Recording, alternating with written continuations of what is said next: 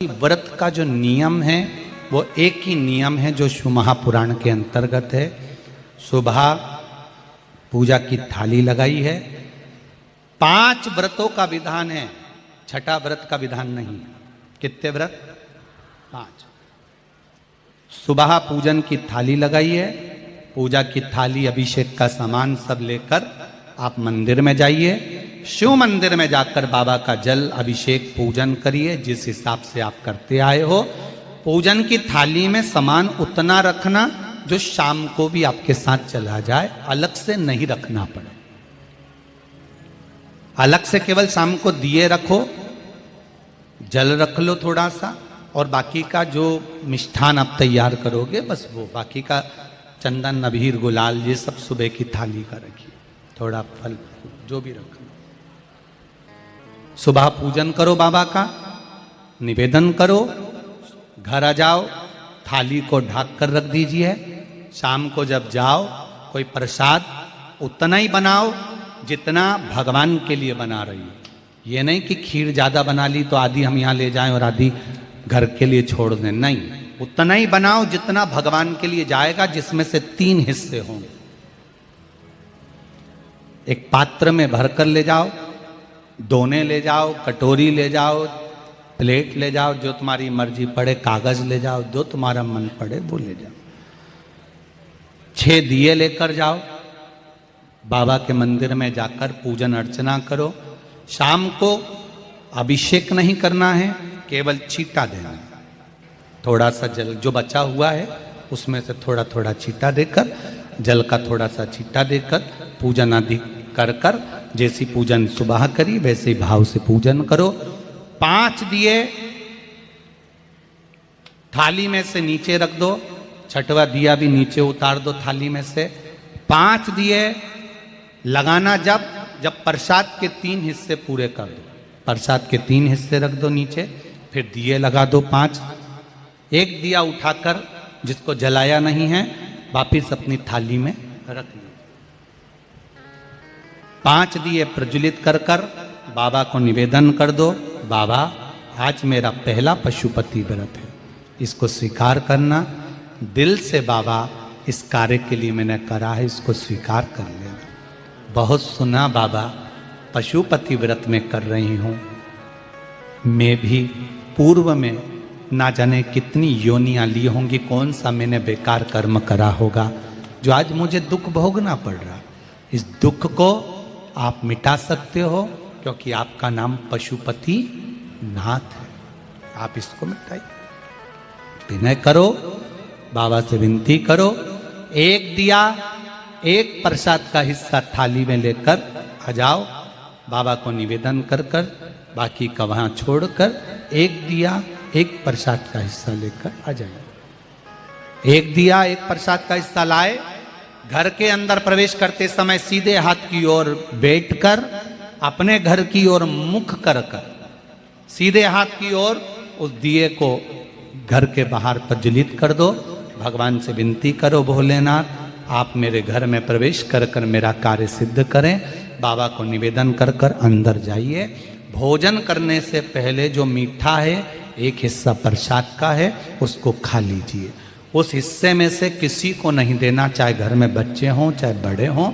उस प्रसाद का हिस्सा केवल तुमको खाना। पहले प्रसाद खाइए, उसके बाद में फिर भोजन करिए। एक समय फलाहार कर सकते हो, दूसरे समय भोजन कर सकते हो। इसमें जरूरी नहीं कि आपको मीठा ही खाना है। शाम का जो प्रसाद बनेगा वो मीठे का ही भोग लगेगा। सुबेरे आप आराम से नमकीन का भी फलाहार कर सकते हो, मीठे का भी फलाहार कर सकते हो। फलाहार के लिए कोई मना नहीं है, फलाहार आप कैसा भी कर सकते हो। पर भोजन जब करोगे, अन्न जब खाओगे, जब पहले भगवान का प्रसाद पा लो। 4 पशुपति व्रत पूर्ण हो। बीच में अगर कहीं रजस्वला धर्म आ गया, आपको पूजन नहीं करना है, घर में कोई सूतक सावड़ आ गया या कोई व्रत फंस गया, एकादशी आ गई या कोई व्रत आ गया, तीज आ गई, चतुर्थी आ गई, जिसका आप व्रत करते हुए आए हो, तो पशुपति व्रत उस दिन मत करो, फिर अगले सोमवार कर लेना। 3 हो गए, एक रह गया बीच का, उसको अगले में करो, वो चौथे में गिनती में आ जाएगा। 5वां छूट गया, कोई बात नहीं, 1 महीने बाद तो होगा, 8 दिन बाद तो होगा, 15 दिन बाद तो होगा, फिर उसको गिन लो, 5वां हो जाए।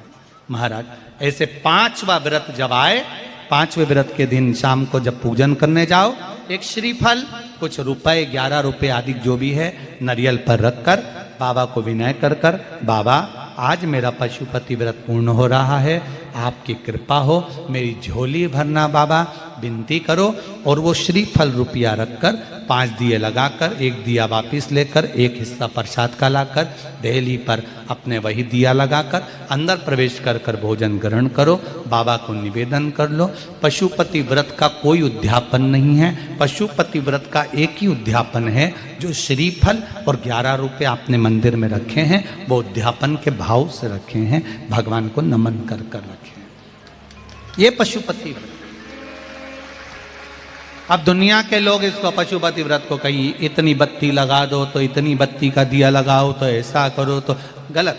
उसका नियम जो है वो एक ही है, उस नियम के अलावा कोई नहीं। आप प्रेम से करो, स्नेह से करो, उसको दिल से रिझाओ, मन से रिझाओ।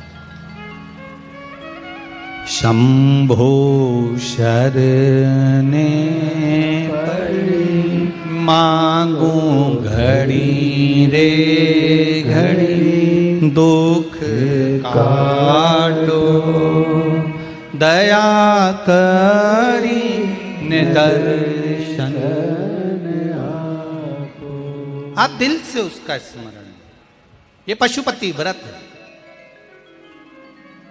एक व्रत करने के बाद अगला जब व्रत करो तो थोड़ा रुक कर करना, एक साथ लगे लगाए व्रत ना करिएगा, थोड़ा रुक कर करिए, इंतजार करो 3 महीने का कि बाबा मेरी ऊपर कृपा जरूर करेगा। दिल से करा है तो वो दिल से देगा, झोली भर कर देगा, ये निश्चित है, उसका व्रत फल देता है। करना जरूरी नहीं है कि व्रत माताएं करेंगी, पुरुष कर सकता है, बच्चे कर सकते हैं, बूढ़े कर सकते हैं, बड़े कर सकते हैं, बेटा बेटी कर सकते हैं, नवयुवक बच्चे कर सकते हैं, पर दिल से करो उस पशुपति व्रत। कोई आपका दूसरा व्रत फंस गया है तो पशुपति व्रत को छोड़ दो। उस दिन आपका जो व्रत है, एकादशी हो, चतुर्थी हो, तीज हो, छठ हो, उसको कर लो। नवरात्रे फंस गए, नवरात्रे कर लो, उसके बाद कर लेना पशुपति। जितने व्रत रह जाए उस व्रत को बाद में। महाराज शिव कृपा, व्रत एक ही मंदिर में करना। जिस मंदिर में पहला व्रत करा है उसी मंदिर में 5 व्रत करना।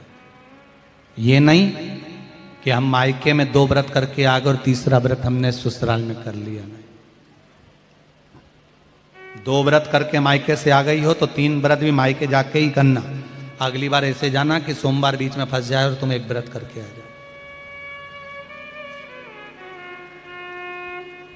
मायके में अगर व्रत कर रही हो तो अपनी पूजन का सामान अपने ही रुपए का होना चाहिए, मायके के पैसे का नहीं चाहिए।